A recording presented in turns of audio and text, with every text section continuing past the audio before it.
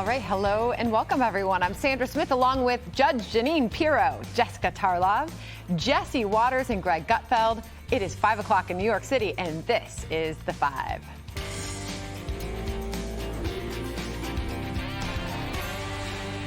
Okay, so we are just moments away now from Kamala Harris and her newly minted running mate, Minnesota Governor Tim Walz, holding their first joint rally in Philadelphia. Right now, Pennsylvania Senator Bob Casey is addressing the crowd. The Harris campaign posting this video of the moment when Kamala sealed the deal with Governor Walz. Hi, this is Tim. It's Kamala Harris. Good morning, Governor. Good morning, Madam Vice President. Listen, I want you to do this with me. Let's do this together. Would you be my running mate and let's get this thing on the road? I would be honored, Madam Vice President. So let's get out there and get this done, okay? Let's do it. Do the work in front of us. Let's win this thing. That's right. All right, buddy. I'll see you soon. Take care. All right, Republicans in the Trump campaign wasting no time to define the Harris-Walz ticket as the most left-wing in American history. This is a very dangerous ticket, a very liberal ticket, a very progressive ticket. This ticket will leave the American people last. Their liberal utopia is every American's worst nightmare. This is a ticket that really represents the spirit of those 2020 BLM riots. They're riots that Tim Walz, as governor, sat back and let happen. She has picked a dyed-in-the-wool radical progressive to join on that ticket. Shows exactly what her priorities are. And they will have plenty to work with. Governor Walz is already taking heat over left-wing stances on everything from immigration to the soft way he handled the 2020 George Floyd riots. A society that does not put equity and inclusion at the center of it is certainly going to eventually come to the places where we're at. I think the mayor said I request a National Guard. Whew, I'm out. This is great. We're going to have massively trained troops. No, you're going to have 19-year-olds who are cooks. Trying to make sure we don't see our cities burn. This is that catch-22. The more police are there, the more tension it is. The more tension it is, the more chance you have to get things. Don't ever shy away from our progressive values. One person's socialism is another person's neighborliness. You know, he talks about this wall. I always say, let me know how high it is. If it's 25 feet, then I'll invest in the 30-foot ladder factory. Very interesting. All right, so as we await this first campaign rally, Jesse, will some of those words come back to haunt this ticket? Kamala Harris choked. She chose Bernie Sanders. This is Bernie Sanders right here. The squad loves this guy. Loves him. You see pictures, they're like almost undressing together. What? And she managed to pick someone who looks older than Biden. I would have gone with the younger guy, but who knows if this was even her choice. Eric Holder was running the vetting op. He chose him, probably. You know, he's Obama's wingman. He probably was like, Kamala, you're picking Walz. Let's just lose this and get on to 28. Because this is like a sacrificial lamb pick. This is the pick you put up there to get crushed, and then so you keep your better candidates ready for the next cycle.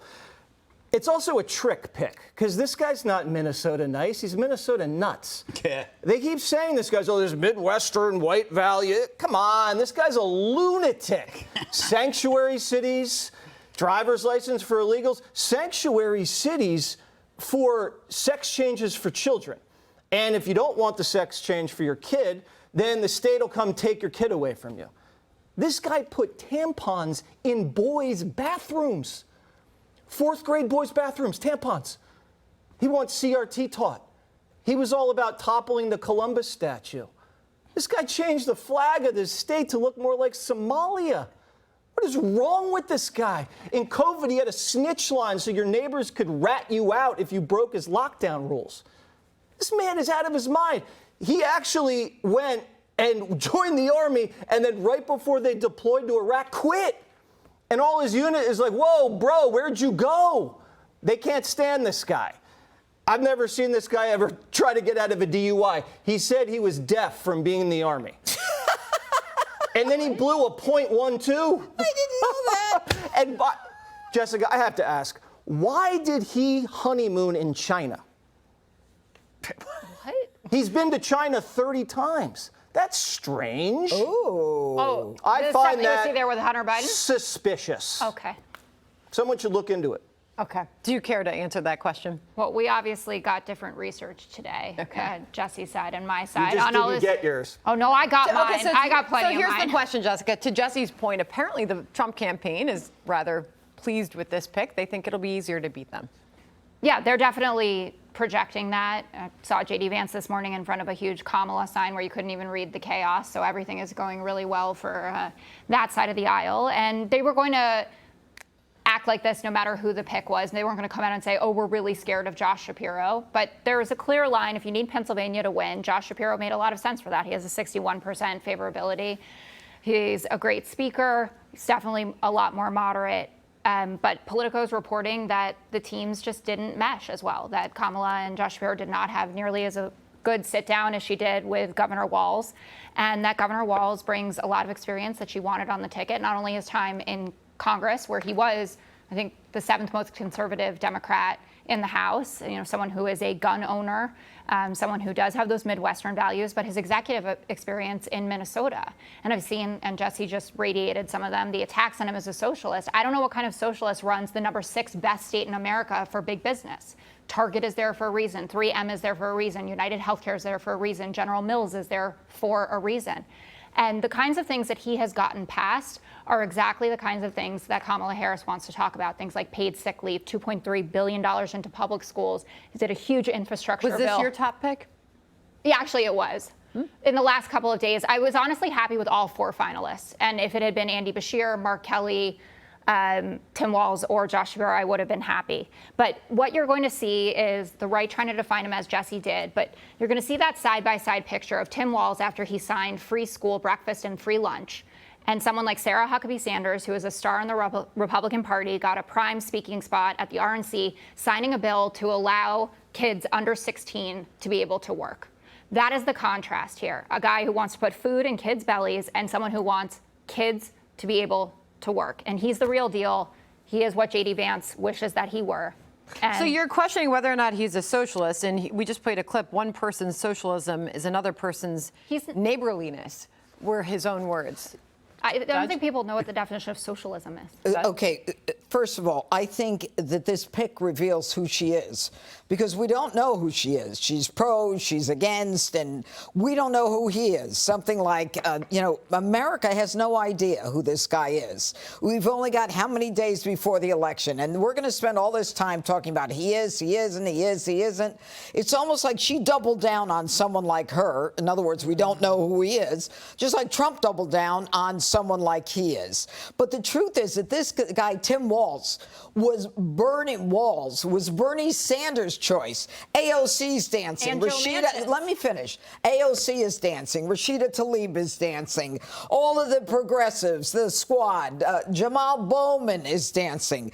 Look, this is a guy who wants illegals to get driver's license. This is a guy who allowed rioters in Minneapolis to destroy the city, to loot and to burn down, and literally said to constituents, well, you just stay in your house. No police, no nothing. And when that 3rd precinct was being burnt down, he basically said to the cops, you better get out of there. He didn't send anybody in to protect the people, the businesses, or the victims of those riots, those violent riots that were so peaceful.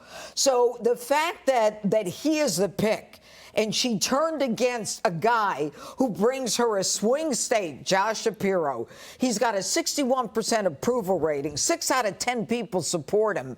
Minnesota has always been a Democratic state. The guy brings nothing. He's a nobody, and here's the reason that she picked him, because nobody knows who he is or what he is. Well, I suppose perhaps we'll learn a little bit more about him when he speaks moments from now. Greg, what do you think? Well, I'm always interested in hearing the repeat phrases that come up when something happens, and you could see the coordination. For example, all of a sudden the word weird popped up last week over and over again. His idea. And what's the word now? And Jessica used it, Midwestern. So Ezra Klein says, Tim Walz is the Midwestern dad Dems need. And then Jessica mentions the Midwestern values. If you Google Midwestern, you're going to get Tim Walz. So what is Midwestern? Is Midwestern looking at riots and saying it was caused by the lack of equity and inclusion? Is that Midwestern? Is calling those events exciting? And that reflects a sense of optimism. is that Midwestern? He abandoned lawful citizens to gain favor with the lawless mob.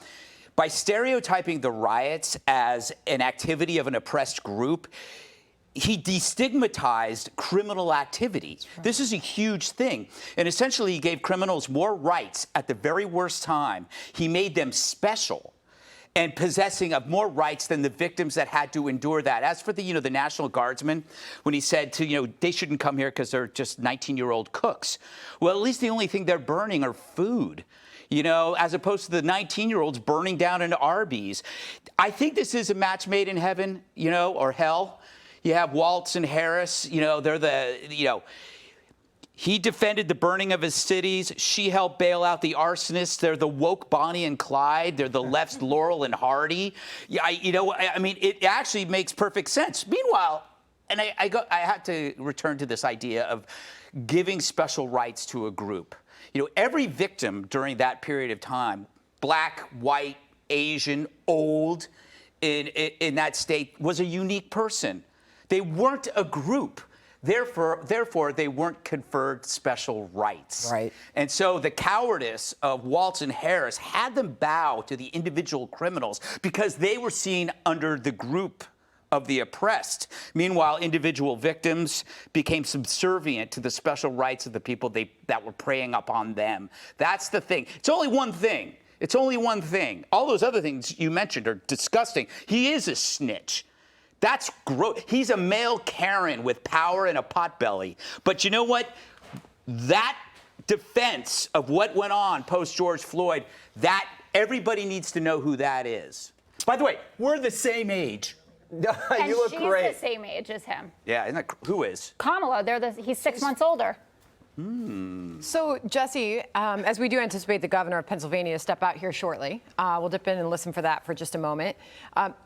Should Republicans be careful not to underestimate this ticket? Our own Peter Ducey's been reporting outside this venue throughout the afternoon, reporting some big lines and big crowds and young folks showing up to support this ticket.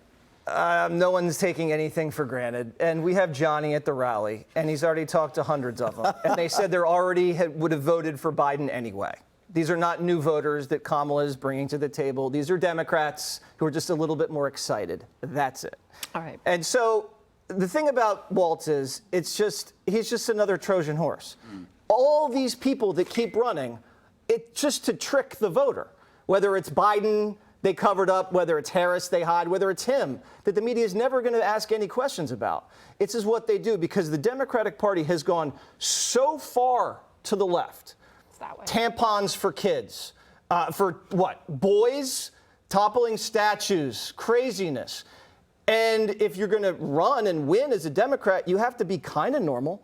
So now they're just straddling deeper and deeper and deeper between the crazy and the normal. And they can't win if they don't straddle this.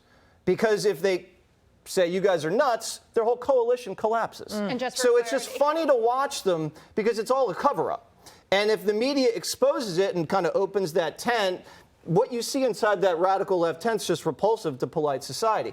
So you have this machine running a lie against Trump who's telling the brutal truth. And those are the stakes of the election. A guy who tells the truth and a machine that covers up everything. And they're not in it for you. They're in it for themselves. They want to get rich and powerful and dominate you and just lay waste to the rest of the country. That's what we're dealing with here. Click here to subscribe to the Fox News YouTube page to catch our hottest interviews and most compelling analysis. You won't get it anywhere else.